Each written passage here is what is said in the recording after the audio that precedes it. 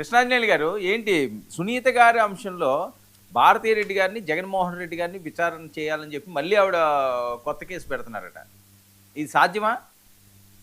ఏమండి, ఉమ్, సునీత రెడ్డి ఎన్ని కోర్టులు తిరిగినా ఏం చేసినా ఈ కేసులో ఇక తదుపరి దర్యాప్తు అనేది ఉండదండి.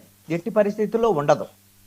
ఎందుకు అనంటే ఇక్కడ కీ పాయింట్ అనేటువంటిది సిబిఐ దగ్గర ఉంది. ఇప్పుడు కూడా సిబిఐ ఏం చెప్పాలి?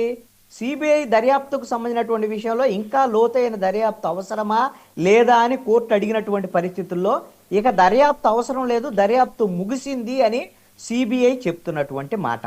అలాంటప్పుడు ఇంకా లోతైన దర్యాప్తు కావాలని ఏ విధంగా ఏవిడ ఎన్ని కోర్టు మీట్లు ఎక్కినా ఏం చేసినా ప్రయోజనం లేదు. ఇందాక మీరు ఒక మాట అడిగారు వర్మ గారు శేఖర్ రెడ్డి గారిని. ఏవిడ సునీత రెడ్డికి న్యాయం చేయాల్సినటువంటి వాళ్ళు ఎవరు? ఆంధ్రప్రదేశ్లో ఉండేటువంటి కూటమి ప్రభుత్వం, కేంద్రంలో ఉన్న కూటమి ప్రభుత్వం. సిబిఐ కూడా ఈ విధంగా మా దగ్గర జనం మా సిబ్బంది లేరు, అది లేరు, ఇది లేరు అని చెప్తే ప్రభుత్వం ఏకంగా కోర్టుతో సంబంధం లేకుండా సిబిఐని ఆదేశించేటువంటి అధికారం కేంద్ర ప్రభుత్వానికి ఉంటుంది. అదేవిధంగా రాష్ట్ర ప్రభుత్వానికి కూడా అధికారం ఉంది. ఏ అధికారం అంటే కేంద్ర ప్రభుత్వానికి లేఖ రాసి ఈ కేసులో లోతైన దర్యాప్తు కావాలి, సిబిఐ దర్యాప్తు వెయ్యండి అని అడిగేటువంటి అధికారం ఆంధ్రప్రదేశ్ ప్రభుత్వానికి ఉంది. మరి ఏదైనా అడిగారా? ఈ రోజున శేఖర్ రెడ్డి గారు మన డిబేట్లో మాట్లాడితే ఒక అర్థం ఉంటుందండి. ముఖ్యమంత్రి చంద్రబాబు నాయుడు అండి ప్రతి మీటింగ్లో ఈ రోజున నా చేతిలో కత్తి పెట్టారు, నాకు రక్త మరకలు అంటించారు, సునీతకు న్యాయం చేయట్లేదు అని నువ్వు అప్పుడంటే నువ్వు నెల రోజులు నువ్వు ఎలక్షన్ టైము ఓకే, తర్వాత ఓడిపోయావు. ఇప్పుడు 22 కదా, ఇప్పుడేం చేస్తున్నావు? నువ్వు ఇప్పుడు ముఖ్యమంత్రి, ఆ విషయం మర్చిపోతే ఎట్లా? శేఖర్ రెడ్డి గారు మాట్లాడితే ఒక అర్థం ఉంటుంది. ముఖ్యమంత్రి చంద్రబాబు నాయుడు కూడా ఏం చేయాలి మేము అనేటువంటి విధంగా మాట్లాడేటువంటి పరిస్థితి ఉంది అని అంటే ఇది కేవలము జనాన్ని మభ్యపెట్టేటువంటి విధంగా చంద్రబాబు నాయుడు ఈ రోజున మాట్లాడుతున్నారు. సునీతకు న్యాయం చేసేటువంటి ఉద్దేశము ఈ కూటమి ప్రభుత్వానికి లేదు. కేంద్రంలో ఉండేటువంటి బీజేపీ ఆల్రెడీ జగన్మోహన్ రెడ్డితో లాలూచీ పడ్డది. ఇక వివేకానంద రెడ్డి హత్య కేసులో ఒక్క అడుగు కూడా ముందుకు పోయేటువంటి అవకాశం లేదు. చంద్రబాబు నాయుడుకి కూడా సునీత రెడ్డికి న్యాయం చేయాలనో లేకపోతే ఈ కేసులో ఎవరినో తేల్చాలని కూడా చంద్రబాబు నాయుడుకి కూడా లేదండి. ఇది కేవలం blame game. YSR Congress party మీద బ్లేమ్ గేమ్ నడపాలి అనేటువంటిది మాత్రమే ఉంది.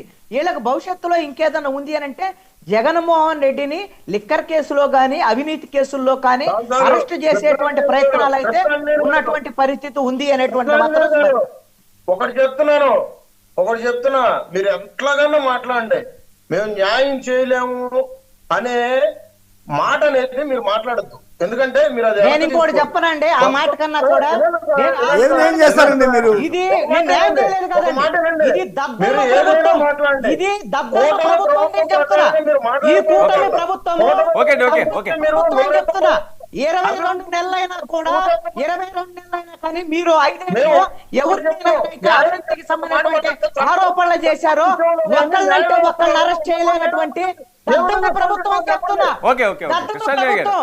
జనసేన పార్టీకి సంబంధించినటువంటి మీరు నేను ఒకటి అడుగుతున్నా అండి, జనసేనకు సంబంధించినటువంటి విషయంలో మీరు ఒక అంశాన్ని చెప్తున్నాను. మీరు కాకినాడలో ఉన్నాడు కదా, కాకినాడలో ఉన్నటువంటి జనసేనకు సంబంధించినటువంటి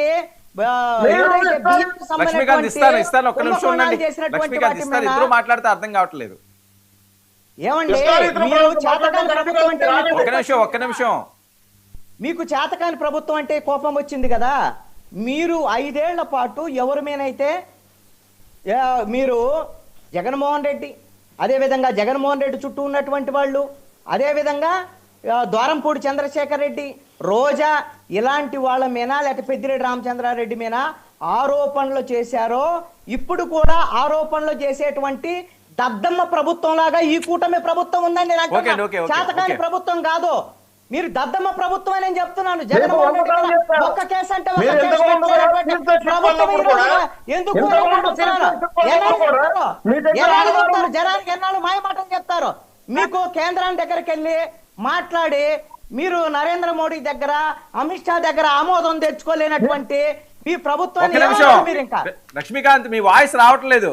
లక్ష్మీకాంత్ మీ వాయిస్ రావట్లేదు. నేను ఒకటి అడుగుతానండి, ఇస్తాను, నేను ఇస్తాను. దూరంపూడి చంద్రశేఖర్ రెడ్డి మీద ఒక్క కేసు అంటే ఒక్క కేసు పెట్టలేనటువంటి మీరు ఏంటి జనసేనకు సంబంధించినటువంటి పవన్ కళ్యాణ్ ఏం చేస్తున్నాడండి? గడ్డి బిగుతున్నాడా అని అడుగుతున్నాను నేను. సరే, సరే.